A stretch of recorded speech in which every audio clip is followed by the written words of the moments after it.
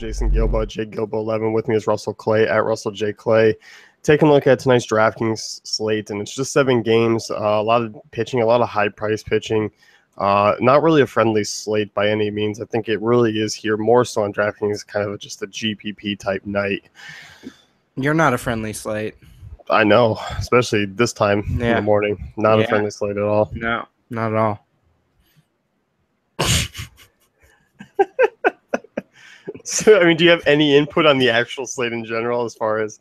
It's smelly. It's stanky. No, I kind of like it in terms of the pitching, obviously. I get excited whenever we get this many pitching options on the slate. So fire away and just don't stack against Jose Fernandez is my one request. And if the Cardinals do go off, I mean, people are going to come after you. That's fine. Please. Come at me with all your Cardinals lineups. You know, I hope someone makes one and wins a GPP, and then, life would be great. It would be almost like they did it because you told them not to. Yeah, kind of like I was their parent, and, they were like, oh, Dad says not to do this, so I'm going to do it. And then it'll work out, just like in the movies. Yeah, so it's real life, and I'm not stacking Cardinals. I'm not looking at any Cardinals bats. No, not at all. The Marlins are intriguing. Not Yelich, but Stanton and Ozuna 4-2 and 3-4. I don't mind. I like Ozuna at 3-4. Stanton's okay at 4-2, but yeah, those are the two I'm really looking at in that lineup. Other than that, you can kind of just pass that one on by. Yeah, I think so. The Marlins really aren't that intriguing of a matchup tonight. I think there are kind of better teams with better matchups that you can kind of roll with. I was hoping D. Gordon would be priced down a little bit, but he's not. He's kind of a mid-price second baseman. I don't mind it. He's more expensive than Stanton. Yeah, more expensive. And, Gordon's played about, 5 games this year? Something like that. I don't know. But he's back. I think this front of the lineup is a lot more appealing. I think with him up top, gives a little bit more of an RBI chances for some of those other guys. For sure. So I think this is going to be an offense to kind of head into down the stretch, but not a ton of praise for them tonight. Mm-hmm. Phillies and Braves next one here. Aaron Nola versus Matt Whistler. And the Odubel Herrera price to get 4.9. It's up there, man. It's up there. It's up there. It's not something I want to venture into. He does have a good matchup. So I guess if you're just looking at it in terms of a play, he could be a tournament play, but that price just makes it really uncomfortable. I think he's a tournament. I think he's going to get really low ownership because of that price tag. It is high. I don't hate it in GPPs. I think you look at the matchup versus Whistler here. I mean, you want to target lefties against a pitcher, it's Whistler tonight. I mean, 379 will be allowed, 1.67 home runs per 9 going back to last year. So I think any lefty that kind of sneaks into that lineup, I don't mind them, especially more so if they're at the top half. I totally agree. I think Odubel Herrera is in play just because of those Whistler splits, but at the same time, the rest of this lineup is pretty mediocre to me.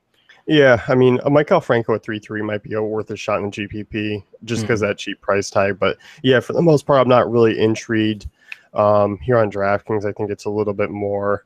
I can kind of go with Baltimore bats or Twins bats for a little bit more, Right. As far as the Braves go, I mean, I don't mind Freddie Freeman at 3.6. He's probably the only Braves on DraftKings that I'll be taking. Yeah. I don't really see the need to dive too deep into this one. I like the prices a little more on FanDuel. Markakis isn't quite the deal here as he is there. So I think just Freeman and YOLO it on other lineups for tonight. Yeah, I think so. Freeman having a decent value at first base where usually you don't get a ton of value. And I think Freeman's a steady option against Nola, who, I mean, not bad against lefties, but he's not good either. Just kind of more mediocre. Right. So dive into next game here. You got the Orioles and Twins, Kyle Gibson versus Ubaldo Jimenez, and I like both sides of this game. I like a lot of the prices for the Orioles, and we'll talk about Chris Davis, who's a major difference from FanDuel to DraftKings, just 4,100 here. That's a nice price for some upside. You look at Gibson, average versus lefties. I mean, he's a guy who can suppress some upside, I guess, at times. But overall, I think given the slate, you're trying to target this game. Yeah, Chris Davis, a huge difference. 4K on FanDuel versus 41 here. And he's the cheapest of the Machado, Trumbo, Davis Jones group instead of being I believe he's the most expensive. So that changes things quite a bit. If you are looking at this Orioles team, sort of a mini stacking cash, I think he's in play. Hyun-Soo Kim, only 3,800. You have to like that as well. He crushes righties. So yeah, I mean, I think 1 through 5 is really in play here. Borderline cash, depending on how your roster construction goes. 1 through 5 all in cash for me. Yeah, I like him quite a bit. Trumbo a little out of my price range, I guess. I'm not completely in love with the price, but with his power, I do think he's in play. I like Matt Wieters at 3-1. I mean, I don't mind diving down at catcher tonight, and Wieters is a good way to do it. For sure. As far as the Twins go, I mean, I think you could look at both sides of the plate here.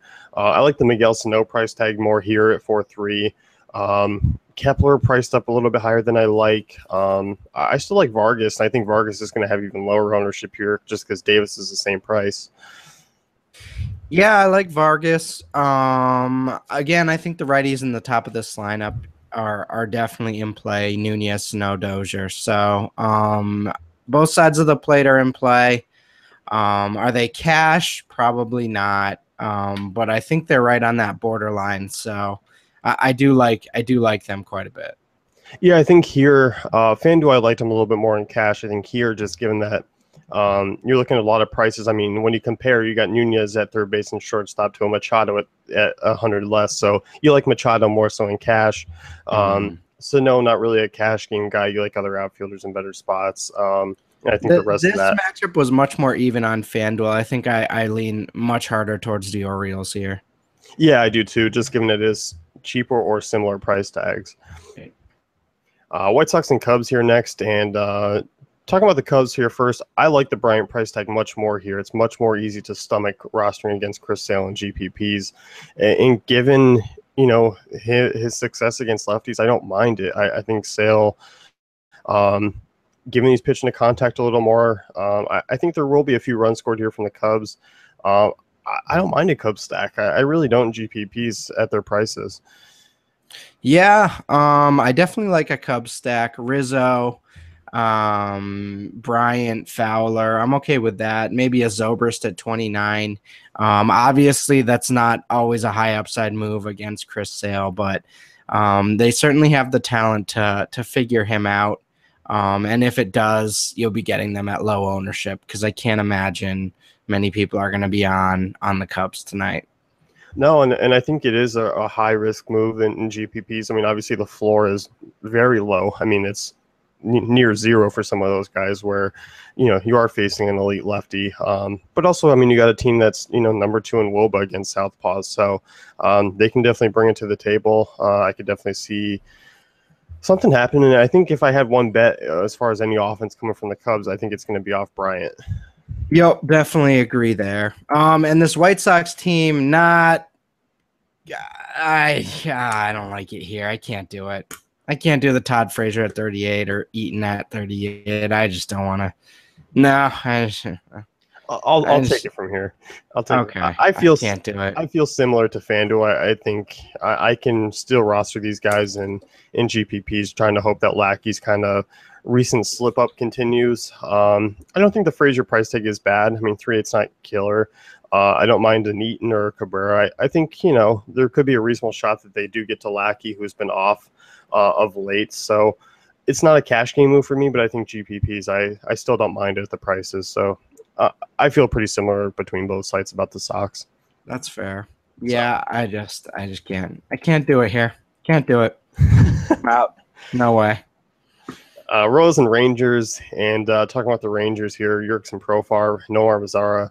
Still values, not quite the punt downs like they were over on FanDuel, but still obviously in play where they are value at their positions. Joey Gallo is still very cheap, 3-3. And the Beltray Desmond Odor prices aren't bad. No, they're not. And I think this makes you kind of lean towards the middle of that lineup instead of on FanDuel if you're really looking for value. Profar, Mazzara, and Gallo were really the guys you're targeting. I'm targeting the middle of the lineup here. So I think you can get the best of both worlds and end up with a lot of shares of pretty much that top 6 there. Yeah, I think so too. I think that they're a good offensive target in that ballpark. I'm not really high on Ventura at pitching in Texas. I mean, he's kind of been average on the road this year, and does have some blow up potential. So I like the Rangers. I like him as a stack, and I like him as one-offs. And for me, I mean, really 1 through 5 is cash game playable for me, and then Gallo more of a GPP move. Yeah, agreed. More of the GPP play for sure. Yeah. And on the Royals side, I mean, the prices are a lot cheaper here. Salvador Perez at 2.9, Morales at 3.5. Any of the right-handers in the back of the lineup, I don't mind as far as GPP moves go. Just you look at Hamels, I mean, he's been worse off at home, and has given up more homers there. And you go back to last year, I mean, 1.13 home runs per 9 to righties, and that's kind of increased this year. Right. I do like the Salvador Perez price tag quite a bit. I think he's a pretty solid catcher option, but in terms of this matchup, it's just still gray area for me. It seems like a really volatile situation. I'd be willing to take a gamble on Salvador Perez or Kendrys Morales, though. Yeah, it's definitely just a GPP, or I think it is a gray area as far as, on a 15-game slate. I think you and I would be in agreement that we come in and just go, this is just a wash on both sides. I don't really feel like diving into any one side. But here, I think given the lack of options, you go a little bit deeper into it. Right. Red Sox and Angels next year, Jared Weaver versus David Price. And looking at the Sox, I mean, they're all expensive. And we talked about our love for Jackie Bradley Jr.'s price tag on FanDuel here, completely different. He's priced up over $5K. The guys I feel like are solid values are Pedroia, Hanley. I don't even mind a Travis Shaw, even though he's hit better at Fenway than he has on the road. I still think worth a look. Shaw's worth a look in GPPs, but the Hanley and Pedroia price tags are a little bit easier as far as making lineups with. But I'm with you. That's kind of what you're looking at there. Pedroia and Hanley are really the only reasonably priced options. So if you're going with Red Sox, you're literally going all in, and you got to take a gamble on one of these punt pitchers, which it could get rough out there for you. It wouldn't be fun to do it, and the Sox offense would really have to pick up a lot of slack at their prices. Honestly, what would they'd probably have to get 8 to 10 runs, really. And it would have to really come from the top half of the lineup. Yeah. And they all produce. To pay off a 55, a 48, and a 56, you need probably 8 runs with 2 to 3 home runs, honestly, which is that's a lot to ask. It is, and I love the matchup here. I mean, Weaver's just so bad, and I don't know. I mean, obviously the ballpark transition kind of brings it down a little bit here, but it's still, I mean, I would not be surprised to see this Boston run total jump up over 5 as the day goes on. It's still early, so for me, it's just in that ballpark. A little bit better in the summertime, but obviously still not great. I still think the Sox are worthy of a stack, but I would be fine with kind of fading Ortiz and kind of trending down to a Hanley or Pedroia and just kind of grabbing more value instead of making it a priority. Agreed. I think swerving off Ortiz isn't a comfortable feeling, but I think that 1,500 will serve you a lot better, sort of finding some value. Maybe being able to get a tier up at pitcher or something. Yeah, definitely. And on the Angels side, I'm not really in love with any of these bats at their prices. No. I'm not a fan of a 4.7 Pujols or a Mike Trout at 5K. And I don't even like really the cheap options. I mean, I'd rather kind of dive down elsewhere, either to a Royals, and I'd rather pick on the Royals in a better ballpark rather than the Angels against Price. Yeah, yuck. So no. But, Jet Bandy's a stud behind the plate. I can't deny that. Hey, there you go. Jet Bandy. Yeah. I think Jet Bandy's a pretty badass name. Jet. Bandy. Sounds like he's rubbery. You know what I'm saying? Nope. No, I don't. Elastic Man. Nationals and Giants last game of the night here. Nationals price is not quite as intriguing as far as Murphy goes, but Harper's still fairly cheap at 4.1. I don't mind that. Trey Turner 2.7. The Murphy price tag I'm probably not on as much, but I still think Harper and Turner are worth a look for me in GPPs. Agreed. Murphy is a little too pricey for me, probably, but I can definitely get behind that Harper price. Nothing else really jumping out to me. Even a Trey Turner, that's kind of makes me feel uncomfortable against Cueto, but I do like Harper. I think he's a nice tournament guy, and his price is really reduced. Yeah, it is, and it's just the fact that you got the matchup with you got the matchup against Cueto in a bad ballpark. I mean, I don't expect really a lot of runs from both sides, but I think if anything comes above it, it is going to be from really the top three of the order there.